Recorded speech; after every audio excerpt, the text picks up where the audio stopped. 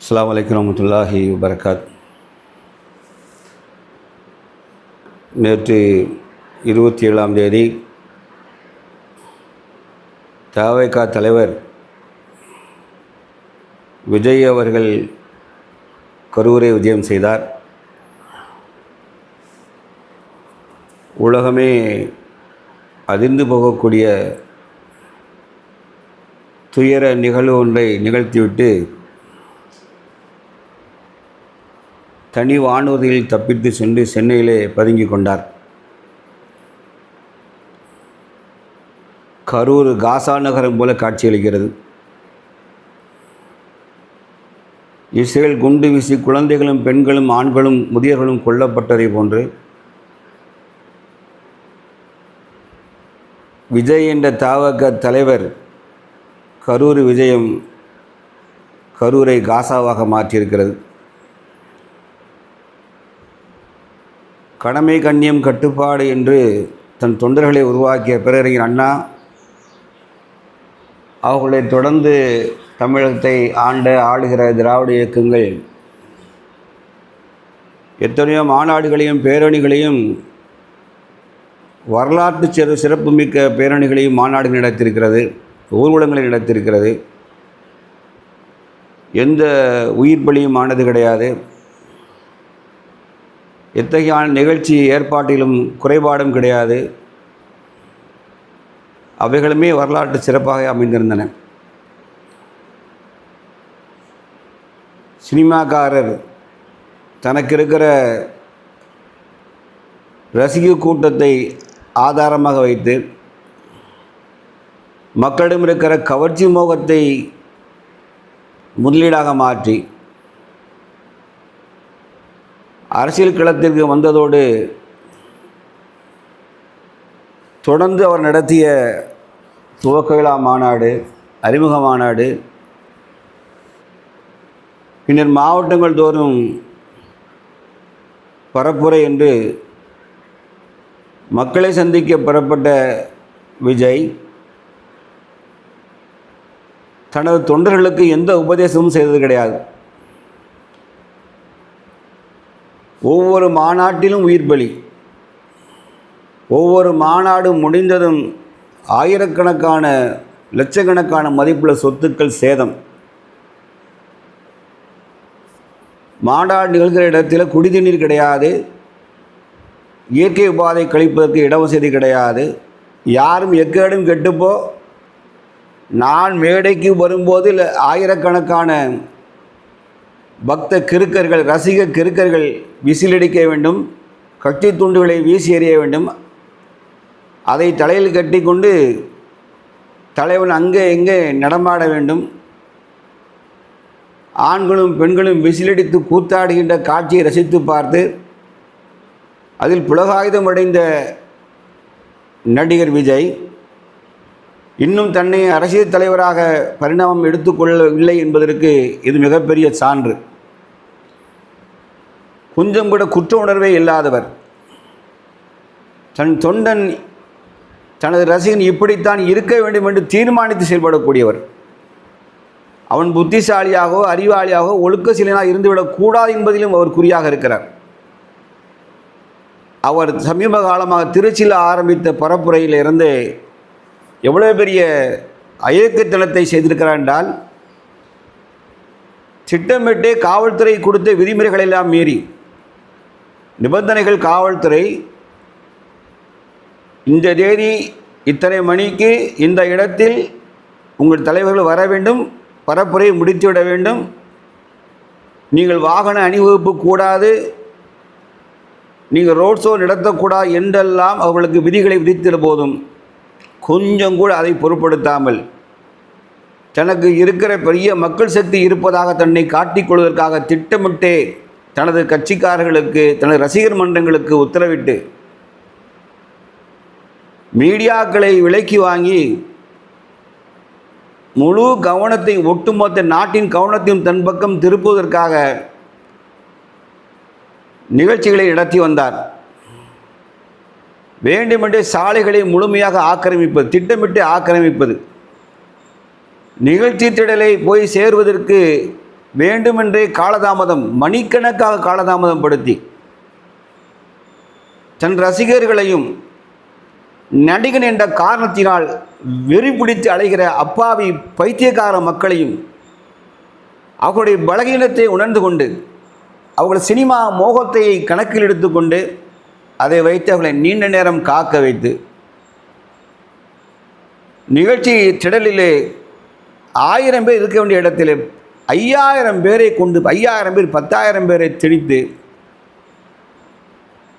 தனக்கு பெரிய மக்கள் சக்தி இருப்பதாக காட்டுவதற்காக திட்டமிட்டே இந்த இதை தொடர்ந்து செய்து வந்தார். அது திருச்சியிலே ஆரம்பித்தார். ஆனால் அப்பொழுதே காவல்துறை கடுமையாக எச்சரிக்கை செய்தது. காவல்துறை எந்த விதிமீறல்களையும் அவர்கள் மதிக்கவில்லை. அதை தொடர்ந்து மீண்டும் பரப்புரையை செய்து கொண்டே வந்தவர் நேற்று கரூரிலே அவருக்கு கொடுக்கப்பட்ட நேரத்தை தாண்டி 3.5 மணி நேரம் கழித்து வருகிறார். மக்களிடத்தில் வேண்டுமென்றே இந்த மீடியாக்கள் தாவேக்கா கொடுக்கிற காசுக்காக நக்கி தின்கிற சில மீடியாக்கள் அவன் ஏர்போர்ட்டில் இருந்து வந்து அங்கேருந்து புறப்படுதில் இருந்து காரில் ஏறி அங்கே நடந்து வருவதை எல்லாம் அங்கே வாகனம் வருவதை எல்லாம் காமிச்சு வீடுகளில் உள்ள பெண்களும் ஆண்களும் லோக்கல் இருக்கிற ஆண்களும் பெண்களும் போகலியா போகலியா போகலியா போகலியா விஜய் வந்து விட்டார், விஜய் வந்து விட்டார், வாங்க வாங்க வாங்க வாங்க போகலியா போகலைன்னா ஊரே அம்மனமாக போகுது, நீ மட்டும் ஏன் வேட்டி கட்டியிருக்க, நீ மட்டும் ஏன் கோமணம் கட்டியிருக்க, நீ மட்டும் ஏன் சேலை கட்டியிருக்க, வா ஊரே அம்மனமாக போகுது, வா வா என்று சொல்வதை போன்று மீடியாக்கள் வீடுகளிலே லைவ் காட்சி என்று அழைத்தார்கள். இந்த மோகத்திலே பச்சை குழந்தைகளை, பாலிருந்தும் குழந்தைகளையும் பள்ளிக்கூடத்து குழந்தைகளையும் இந்த தாய்மார்கள், அப்பா இளம் தாய்மார்கள், குறிப்பாக இளம் தாய்மார்கள் விஜய் மீது கொண்ட வெறித்தனமான மோகத்தால், வெறித்தனமான பைத்தியக்கார மோகத்தால் கொண்டு வந்து அவர்கள் குடிக்க தண்ணீர் இல்லாமல் கொதிக்கிற வெயிலில் ஜன நெருக்கம், சுவாசங்கள், மனிதனுடைய ஆயிரக்கணக்கான மனிதர்களுடைய சுவாசம் உள்ள வருது. எதை பற்றியும் கவலைப்படாமல் இந்த வழிகடனை பார்ப்பதற்காகவே நின்று தவித்தார்கள். அவர்கள் தவிப்பை உணர்ந்து கொள்ளாத விஜய் மேடை ஏறினவுடனே நல்லா இருக்கீங்களான்னு கேட்குறானே வெளிய எப்படி நல்லா இருக்க முடியும்? தான் மட்டும் குளிரூட்டப்பட்ட ஏசி வாகனத்தில் உட்கார்ந்துக்கிட்டு சோசா தண்ணி குடிச்சிட்டு கூல்ட்ரிங்க் குடிச்சிக்கிட்டு உள்ளே கழிவறையை வச்சுக்கிட்டு 5 மணி நேரம் வெயிட் பண்ணால் ஒருவனுக்கு யூரின் வந்தால் கூட பெண்ணு போக முடியுமா? ஒரு குழந்தை திடீரென்று உள்ள கூட்டத்தை நுழைஞ்சாச்சு. அந்த குழந்தைக்கு திடீரென்று பசித்தாலோ மூச்சுத்திணறல் வந்தால் வெளியேற முடியுமா? அதற்கான வாய்ப்புகள் இருக்கா? உன் பைத்தியகார கூட்டம்தான் சாலையை 100 பேர் இடத்துல 300 பேர் 500 பேர் ஏறி நிற்காம், மரங்கள் ஏறி நிற்காம், மின்சார கம்பல் மேலே ஏறுதான். உலகத்திலேயே ஐக்கியத்தனமான ஒரு பேரணி நடத்திட்டு ஈவியில் போய் நாங்கள் பேரணி நடத்துகிற காரணத்தால் மின்சாரத்தை கட் பண்ணிடுங்கன்னு எழுதி கொடுக்கக்கூடிய அளவுக்கு கேவலமான கூட்டத்தை, சுயமரியாதை இல்லாத, கட்டுப்பாடு இல்லாத, ஒழுக்கம் இல்லாத குடிகார கூட்டத்தை, ரசிக போதையை ஏற்படுத்துகிற கூட்டத்தை உருவாக்கி வச்சுட்டு இதன் விளைவு என்னாச்சு? தாங்க முடியல. உலகமே திரும்பி பார்க்குற நாடாக தமிழ்நாடாக மாற்றிட்டோம். தமிழ்நாடு சாதனைகளால், திராவிட கட்சிகளினுடைய சாதனைகளால் தமிழ்நாடு உலகத்திலே திருப்பி பார்க்கப்பட்டது. ஆனால் இன்னைக்கு முட்டாள்களின் கூடாரமாக தமிழ்நாடு ஆக்கி காமிச்சிட்டோம். காரணம் சினிமா மோகம், வெறி, சினிமா கற்பனைகள் எல்லாம் நிஜம் என்று கருதுகிற ஒரு மோசமான வாலிப கூட்டம். உயிரோடு இருக்கும்போது அவனுடைய கட்டவுட்டிற்கு பால் ஊற்றுகிற மோசமான சூழல் நடிகர்களுக்கு பின்னால். ரஜினிகாந்த் ஒரு பாட்டு பாடுதார், என் ஒரு துளி வேர்வைக்கு ஒரு துளி தங்க காசு கொடுப்பது தமிழ் அல்லவா. இவனுங்க வேர்வை சிந்தினா, யார் நடிகை பிள்ளை வேஷம் போட்டு வேர்வை சிந்தினா ஒரு துளி வேர்வைக்கு ஒரு துளி தங்க காசு. நீ நாளும் நெருப்பில் கடந்து நாயா உழைத்தாலும் ஒரு நாளைக்கு 500 ரூபா சம்பளம் கிடையாது. அப்படி சினிமா பைத்தியங்களை உருவாக்கி வைத்து அவர்கள் இந்த கூட்டத்தை அடிமைப்படுத்தி விஜய் கடைசியில் கரூரை காசாவாக மாற்றிவிட்டார். இவர் நோக்கமே என்ன பாருங்க, நோக்கம் என்ன பாருங்க. இவன் வசதிக்கு ஏற்பதான் மக்களை சந்திப்பான்.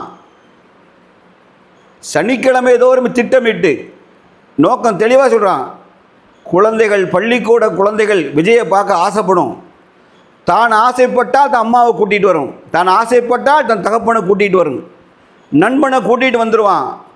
ஒரு திட்டமிடல், செயற்கையாக கூட்டத்தை உருவாக்குவதற்கு ஒரு திட்டமிடல். ஏனென்றால் சினிமா மோகம். நடிகன் வருகிறான், நடிகன் வருகிறான், நடிகன் வருகிறான். இந்த நடிகை பெயரை பார்க்கணுங்கிற வெறி பிடித்து மக்கள் மரத்து உச்சியிலையும் பில்டிங் கட்டடங்கள் மேலையும் ஆணும் பெண்ணும் வெட்க உணர்வு இல்லாமல் கொஞ்சம் கூட இவனும் ஆஃப்டரால் இவன் ஒரு மனிதன் தானடா. நான் கூட முகத்தில் பவுடர் போடாமல் போவேன். இவன் ஃபேஸில் மூஞ்சியில் பவுடர் அடிச்சுக்கிட்டு சினிமாவில் தன்னை கதாநாயகனை காட்ட ஏமாத்திரவன், தனது பணத்தைத்தானே நம்பி வாழ்க்கை, எம்ம பணத்தை நம்பி வாழ்க்கை நடத்துகிறவன் இவன் என்று அலட்சியப்படுத்த தெரியாமல் அவன் மீது வைத்த மோகத்தின் காரணமாக திட்டமிட்டே சனிக்கிழமை வந்து கூட்டத்தை வேணுன்னே கொண்டு வந்து காவல் நிலையத்தில் போய் எப்படி அனுமதி கேட்கிறது? அனுமதி கேட்கும் போதே விவரமாக கேட்குறது. காவல்துறை சொல்லும், அகண்ட பகுதியில் 4 முறை 3 முறை சந்திக்கிற பகுதியில் வைக்கிங்க, அப்படின்னா டிராஃபிக் இன்னும் டவுட் கரெக்டாக இருக்கும் என்பதை காவல்துறை சொன்னால், இல்லை நாங்கள் சொல்கிற இடத்துல எங்களுக்கு கொடுங்க, இல்லைன்னா திமுக ஆட்சி சதி செய்யுது, திமுக வந்து எங்கள் வளர்ச்சியை கண்டு பொறாமப்படுது, வைத்தெரிச்சப்படுது, சும்மா அதிருது, தாவக்கா பேர சொன்னாலே அதிருது என்று மக்கள்கிட்ட, அதுவும் இந்த இவனுடைய காசு வாங்குகிற சில மீடியாக்களை வச்சு அதை வேணுமென்றே ஒரு டிபேட் வச்சு திமுக அரசு தாவக்கா கண்டு அதிர்கிற பயப்படுகிறதா, அவருடைய பிரச்சாரத்திற்கு காவல்துறை மூலமாக முட்டுக்கட்டை போடுகிறதா என்று சொல்லி வேணும்னே மக்கள்கிட்ட கிளப்பி விட்டு கடைசியில் பார்த்தா 1000 பேர் நிற்க வேண்டிய இடத்துல 10,000 பேரை கொண்டு உள்ளே நிறுத்துறது.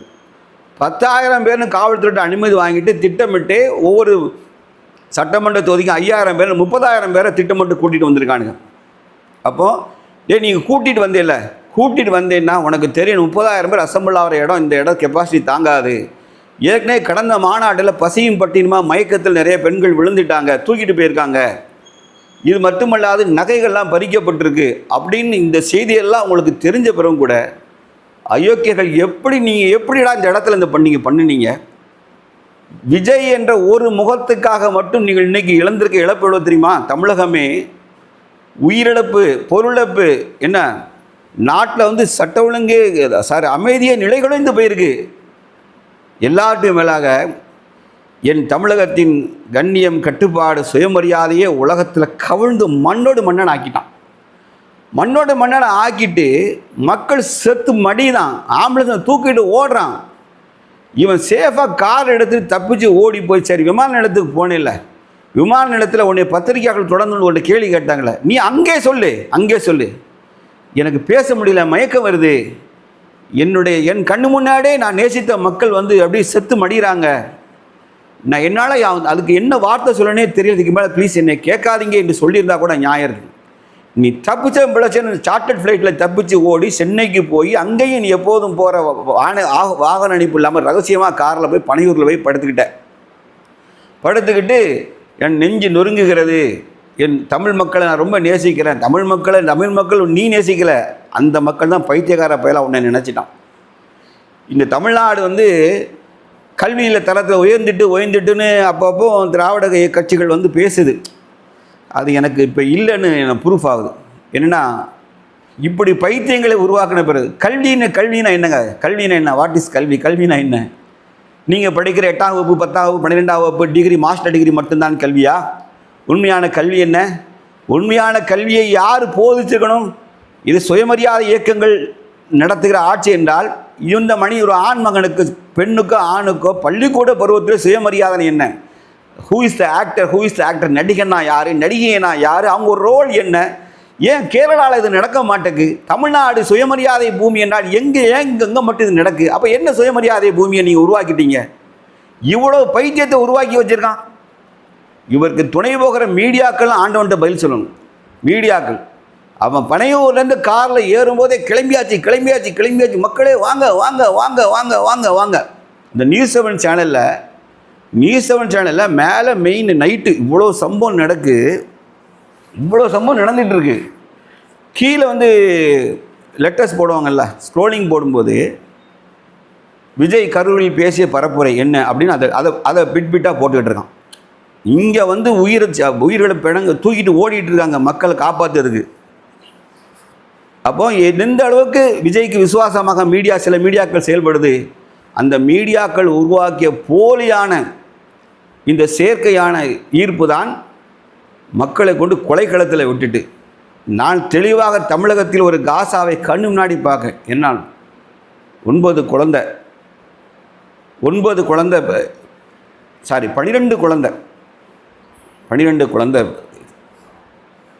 சில பிள்ளைகள் தகப்பனை இழந்துட்டு அப்படியே அழுது அப்பா அப்பான்னு அழுது. டேய், முதல்வரை சீடு கொடுத்தாலும் எல்லாம் தாங்காதுடா, சமமாகாதுடா. நீ என்ன நெஞ்சு உருக்கும் மயிறு உருக்குன்னு சொன்னாலும் தாங்காதுடா. அப்பா அப்பான்னு அழுகிற குழந்தைக்கு அந்த தகப்பனோட சிறந்த ஆரம் என்னடா வந்துட முடியும்? நான் தான் அடிக்கடி சொல்லுவேன், டேய் உங்கள் அப்பன் தான்டா ஹீரோ, டே உன் தகப்பன் தான் ஹீரோ. இவன் ஹீரோ கிடையாதுடா, இவன் சொந்த தாய் தப்பனை விரட்டி அடித்தவன்டா, பொண்டாட்டி பிள்ளைய விரட்டி அடித்தவன்டா, இவன் ஹீரோ கிடையாதுடா, அவங்க தகப்பன் தான்டா ஹீரோன்னு சொல்லுவேன். ஆனால் அந்த ஹீரோவை, இந்த போலி ஹீரோவை பார்த்துட்டு இன்றைக்கி மனைவியும் பிள்ளைகளையும் அனாதையாக விட்டுட்டு அவர் போயிட்டார். பாருங்கள், குழந்தைகள் அழுகிற காட்சிகளை பாருங்கள். சில தம்பிமார் அண்ணன் இழந்ததையோ, அண்ணன் தம்பி இழந்ததையோ, தாய் பிள்ளை இழந்து தவிக்கிற காட்சியை, இதெல்லாம் என்ன போர்க்களமாடா இது? இது போர்க்களமா? யுத்த களமாடாக தான் சொன்னேன். காசா இஸ்ரேலில் அடிக்காம்பாரு குண்டு, அங்கே தான் குழந்தைகள் கொல்லப்பட்டு தாய் ஒரு பக்கம், பிள்ளை உடல் ஒரு பக்கம், எத்தனையோ குழந்தைகளை காணலை. லாஸ்ட் வரைக்கும் போலீஸ் தேடிக்கிட்டு இருக்காங்க. காவல்துறையை நான் ரொம்ப தமிழக காவல்துறையை பாராட்டுதல். நீண்ட பொறுமையும் கடமை உணர்வோடு காவல்துறை செயல்பட்டுருக்கு, கடமை உணர்வோடும். ஏன்னா அவங்க இமோஷனே ஆகலை, அந்த இடத்துல இமோஷனே ஆகலை. சில போலீஸ் தான் குழந்தைகளெல்லாம் தூக்கிட்டு ஓடுறாங்க. முதல்ல அறிய வேண்டாமா? அந்த இடத்துல மயக்க ஆன உடனே நடிகர் விஜய் என்ன பண்ணுறான்? அந்த இடத்துல என்ன பண்ணுறான்? தண்ணி பாட்டை தூக்கி போடுதான். நல்லா கவனிங்க. ஏற்கனவே இந்த ரசிக பைத்தியக்கார அடிமை நாய் கூட்டம் அவன் எண்ணத்தை போட்டால் பிடிக்க 100 பேர் கேட்ச் பிடிப்பான். ஏன்னா அவன் கைப்பட்டதை வேணுங்கிறதுக்கிடையே நான் பைத்தியங்களை உருவாக்கி வச்சுருக்கான். அவன் அமர்ந்த நாற்காலியில் 2 சைடு உட்கார்ந்துட்டு இது விஜய் அமர்ந்த நாற்காலின்னு சொல்லி செல்ஃபி எடுக்கிற பைத்தியக்கார பரதேசி கூட்டத்தை உருவாக்கி இருக்கும்போது, குழந்தைகள் தண்ணீருக்காக திணறல் ஆகும்போது நடிகர் விஜய் தன் கையிலேருந்து பாட்டில் வீசினா, இந்த ரசிக பயல்கள் என்ன செய்வான்? இவர் கீழே விழுந்தவனுக்கு போடுதாரா அல்லது மக்களுக்கு போடாதுன்னு சாவி பிடிப்பான். அதான் பைத்தியமாயிட்ட. ஒரு பெண்ணு சொல்லுதா, என் புருஷனை விட எனக்கு விஜய் தான் பிடிக்கும். புதிய தலைமுறை 2 நாளைக்கு முன்னாடி பேட்டி எடுத்தாங்க ஒரு அம்மாட்ட. ஏமா என்ன 1.5 வயசு குழந்தைய தூக்கிட்டு வந்திருக்கேன், அந்த குழந்தைக்கு என்னமா தெரியும்? கணவனும் சேர்ந்து சொல்லலாம், இல்லை நான் தான் பிள்ளைகள். 1.5 வயசு குழந்தைய கையில் வச்சுக்கிட்டு இந்தா பாரு விஜய், அதுக்கு மயரா தெரியும், விஜயின் மயரா தெரியும். நீ அவன் போய் படுத்துருவான். நீ நெஞ்சில் அடித்து அழுதான் உன் பிள்ளை வரப்போகிறது கிடையாது. நீங்கள் நெஞ்சில் அடித்தால் உன் தந்தை உங்கள் கணவன் வரப்போகிறது கிடையாது. நெஞ்சில் அடித்தால் பிள்ளைக்கு தகப்பன் வரப்போகிறது கிடையாது. இப்பவும் பாருங்கள், சில மீடியாக்கள் அவனுக்கு முட்டு கொடுத்து பேசுவான். அவர் ரொம்ப நல்லவர். டேய், தன் தொண்டர்களை சீர் செய்ய முடியாது, நீலாம் தலைவனுக்கு நீலாம் லாய்க்காடா? நான் ஆரம்பத்திலே சொல்லேன், நீ நல்லவனாக இருந்தால் குடிகார பையன் அங்கே வரக்கூடாது முதல்ல சொல்லு.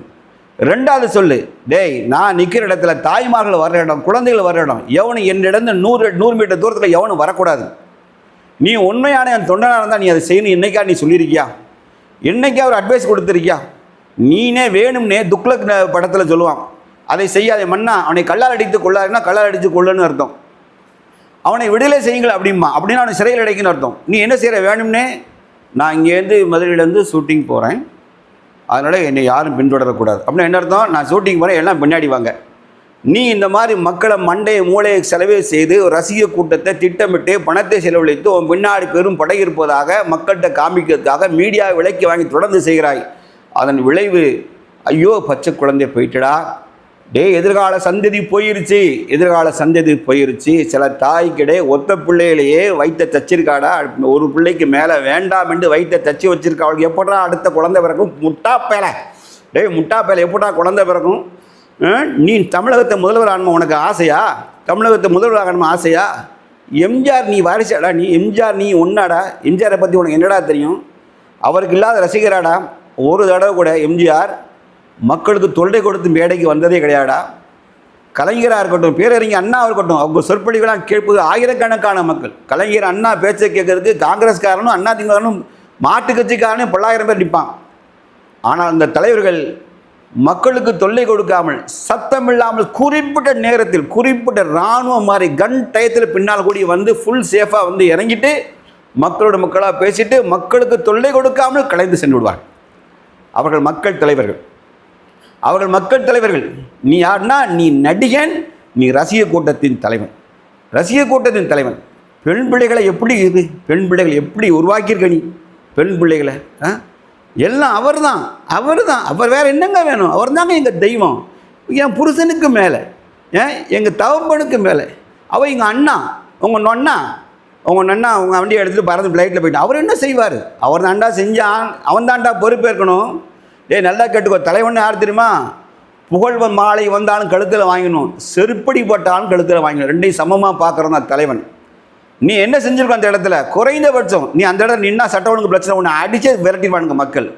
ஒருத்தவன் மேலே பாஞ்சிட்டான்னா ஒட்டுமொத்த கூட்டம் பாஞ்சிருக்கும். நல்ல வேளை நீ சேஃபாக காவல். அதான் எனக்கு தமிழக காவல்துறை உண்மையிலே ரொம்ப 100% பெர்ஃபார்ம் பண்ணியிருக்காங்க. 100% இல்லை, 1000% பெர்ஃபார்ம் பண்ணியிருக்காங்க.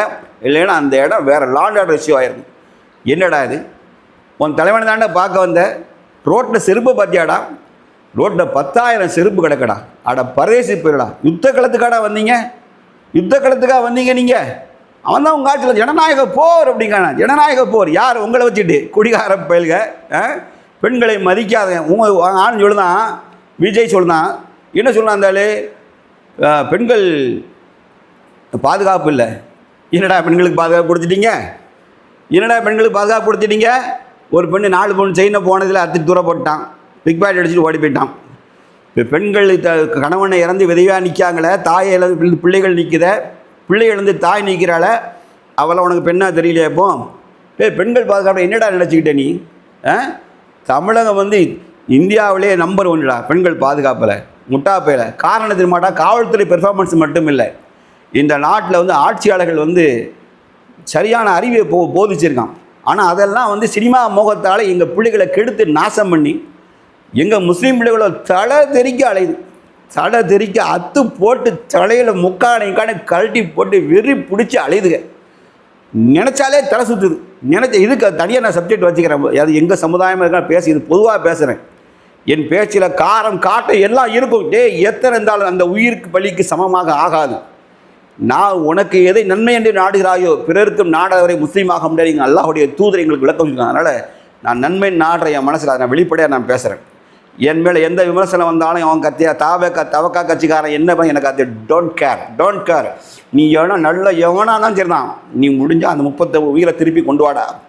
111 பேர் சீரியஸாக அட்மிட் ஆகிருக்காண்டா. 111 பேருடா. அதில் என்ன உடல் உபாதை வந்தாலும், உடல் உறுப்பில் பாதிப்பு வந்தாலும் நீ கொடுக்குற பணம் போதுமாடா? பணம் உயிருக்கு சமமாகுமா? உடல் உறுப்புக்கு சமமாகுமாடா? இந்த நஷ்டடையெல்லாம் வந்து எப்படின்னா அதெல்லாம் 3ஆம் பட்சம்டா. விஜய், நீ நன்றி கட்டவன், நீ நல்லவனாக இருந்தால் ஒன்றே ஒன்று செய். இந்த தமிழகத்துக்கு நான் முஸ்லீம், நான் கையெடுத்து கும்பிடக்கூடாது. நான் ஒன்றே ஒன்று கேட்டுக்கிறேன், தயவுசெய்து நீ எல்லாம் பொது வாழ்க்கையை விட்டு ஓடிடு. தியேட்டரில் அடி, விசில் அடி, பேப்பரை பறக்க ஓடு. என்ன சட்டையை கிழிங்க, தலைவா நீங்கள் பால் குடம் எடுங்க, என்ன பாலாபிஷேகம் பண்ணுங்க, ரோட்டில் ட்ரம்ஸை போட்டு தேட்டரை முன்னே அடித்து ஆடி கூத்தாடி தொலைங்கடா. இங்கெல்லாம் வராதிங்கடா. இங்கெல்லாம் வர ஜனநாயக நாட்டில் எவன் வேணாலும் வரலாம் தான்டா. ஆனால் நீ எல்லாம் ஜனநாயகத்தை காப்பாற்ற ஆள் கிடையாது. ஏன்மாடா? மக்களை மதிமைக்கு தான் சுகமாக இருந்து மக்களை அடிமைப்படுத்தி நீ தன்னுடைய அரசியல் தலைவனாக தன்னை அடையாளம் காட்டன்னு நினைக்க. கூட்டம் சேர்ந்தனால மட்டுமே உனக்கு இந்த சவடால் பேச்செல்லாம் வருதுன்னு சொன்னால், திராவிட இயக்கங்கள் பார்க்காத கூட்டம் கிடையாது, நடத்தாத பேரணி கிடையாது, நடத்தாத மாநாடு கிடையாது. சிறுவர் அரங்கம், மாணவர் அரங்கம், மாணவியர் அரங்கம், சட்ட அரங்கம், கருத்தரங்கம், உலக அரங்கம் என்று அரங்கங்களே பிரித்து மேஞ்சவங்க அவங்கெல்லாம். அப்படி செக்டாரை உருவாக்கி வச்சுருக்காங்க. அவர்கள் யார் இந்த மாதிரி கீழ்த்தரமாக நடந்ததில்லை. கலைஞர் வந்தாலோ அங்கேருந்து டாக்டர் கலைஞர்னு குரல் கொடுப்பாங்க, டாக்டர் கலைஞர்னு கத்துவாங்க. அவர் வருவார், என் இனிய உடல் உறப்புகளேன்னு சொல்லி பேசுவார்.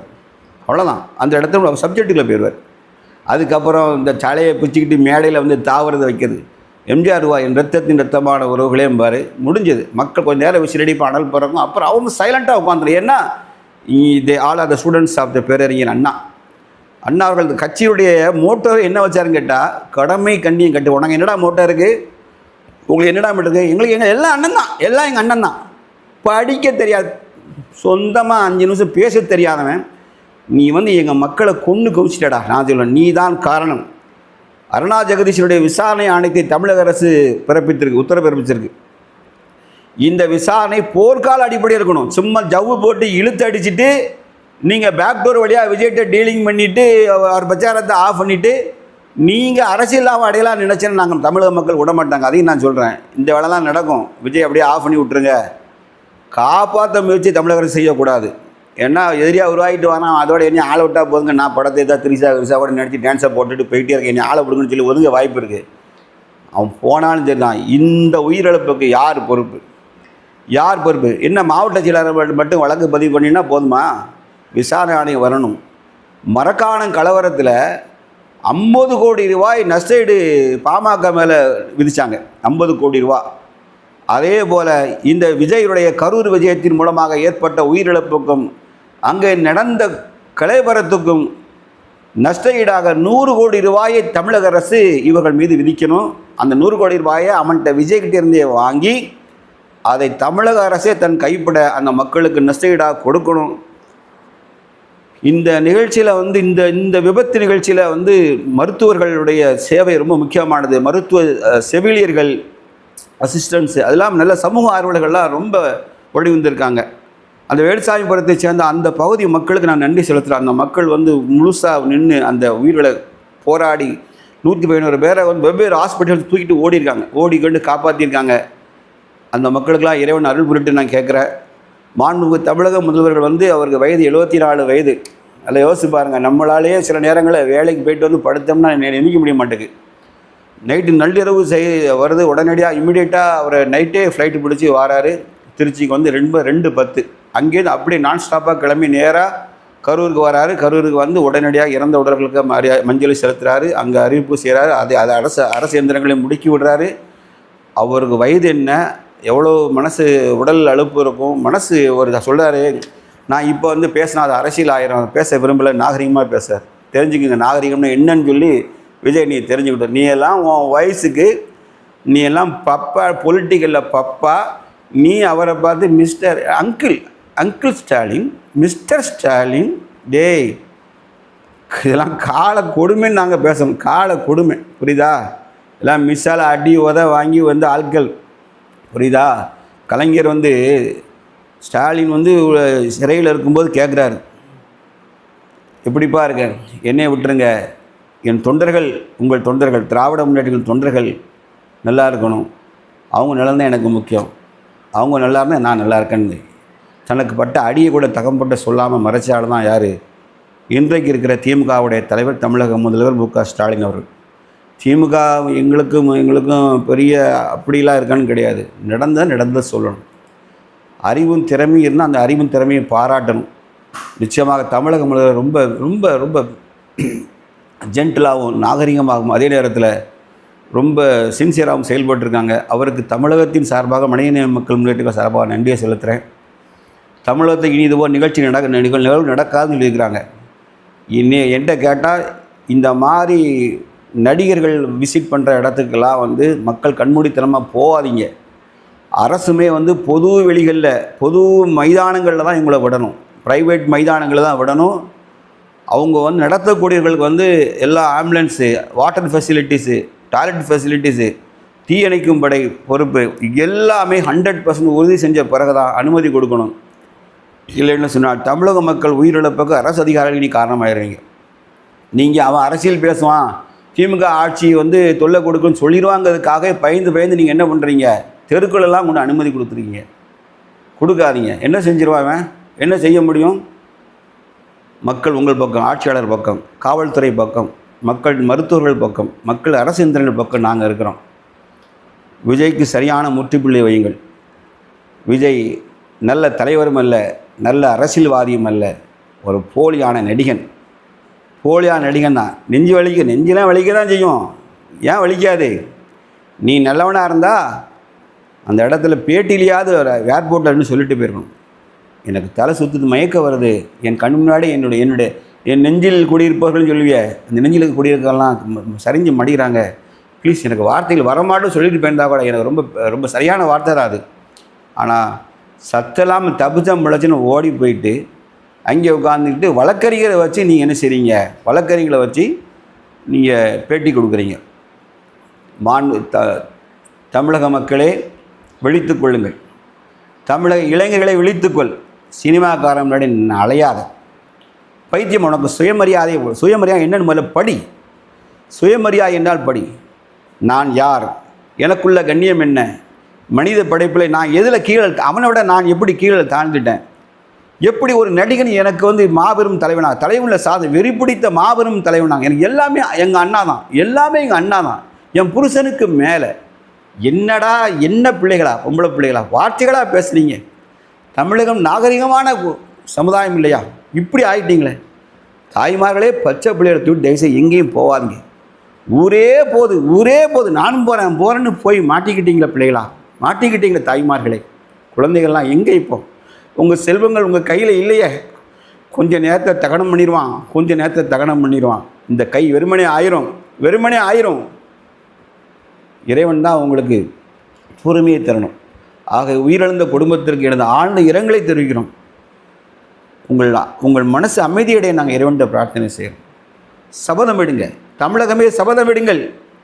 இந்த நடிகனுக்கு பின்னால் அணிவகுக்க மாட்டோம், இவங்களை துரத்தி அடிப்போம். மூளைச்செலவு இளைஞர்களை சினிமா மூலமாக மூளைச்செலவை செய்து திரையில் காண்பதெல்லாம் நிஜம் என்று நம்ப வைத்த இந்த நடிகர்களுக்கு பின்னால் இனி அணிவகுக்க மாட்டோம் என்ற தமிழகமே நீ உறுதிமொழியிடு.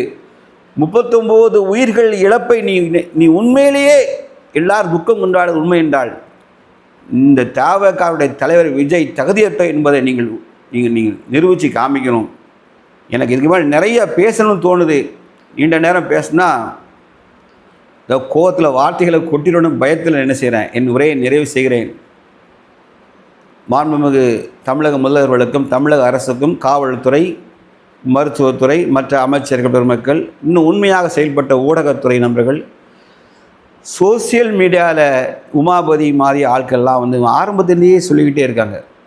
அவர் ஜீவ சகாப்தன் போன்றவர்கள்லாம் சொல்லிக்கிட்டே இருக்காங்க. ரொம்ப டேஞ்சராக போய்கிட்டு இருக்கு, எங்கே போய் முடியுமோ தெரியல, தற்கொலை கூட்டம் சொன்னாங்க. கடைசியில் சொன்னதெல்லாம் அவங்க வாயில் சீனியில் போடணும்னு சொல்லுவாங்கள்ல, வாயில் சீனியில் போடுற மாதிரி ஆகிப்போச்சு. ஆனால் உயிரிழந்த குடும்பத்திற்கு அந்த குழந்தைகள் இறந்த குழந்தை உடல் மேலே மண் அள்ளி போட வச்சாச்சு. பனையூரில் போய் படுத்துக்கிட்டார். தமிழக மக்களை விழித்தெழுவோம். நல்ல கல்வி என்பது சரி தவறை காண தெரியணும். போலிகளையும் மாயிலும் சிக்கிக்கொள்வது நல்ல கல்வி அல்ல. போடுற சட்டையை செலக்ட் பண்ணி எடுக்கிறோம். சாப்பாட்டில் நல்ல டேஸ்ட்டாக சாப்பிடணும்னு நினைக்கிறோம். குளிக்கிற சோப்பில் கூட நல்ல சோப்பை தேர்ந்தெடுக்கிறோம். ஒரு நாட்டுக்கு தலைவனை யாரை தேர்ந்தெடுக்கணும்னு உனக்கு தெரிய வேண்டாமா? நல்லதை முடிவெடுப்போம். இந்த விஜய் என்ற மாயை நம்ம கிழித்தறிவோம். நன்றி.